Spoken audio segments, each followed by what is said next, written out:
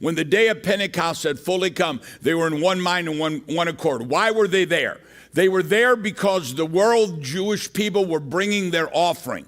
On this day, now look at this prophetically, on this day, when we bring the Pentecost Shavuot first fruit offering, which releases the power of God, the anointing of God, and the prosperity of God. That's the three gifts that come out. We're being prepared for the power of God, the anointing of God, and the prosperity of God. That's what we're being prepared for right now. We're returning. We're saying, God, it is you who we need to rely on.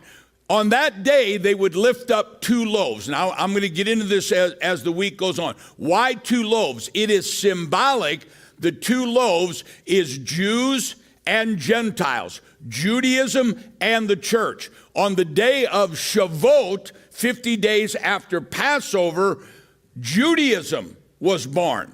On the day of Pentecost, 50 days after the resurrection, the Holy Spirit fell, Christianity was born. And one of the great prophecies in Ephesians 2 is that right before the coming of the Messiah, there will be signs and wonders and miracles. There's going to be an end-time transfer of wealth, but this is going to come about when Jews and Gentiles come together as that one new man. This is symbolic of what is happening right now. We're realizing he is Jehovah Jireh. Jews and Gentiles are coming together, worshiping the one true God. This is one of the most powerful prophetic times we've ever seen in the history of the world, shouting to us from heaven that our best is yet to come.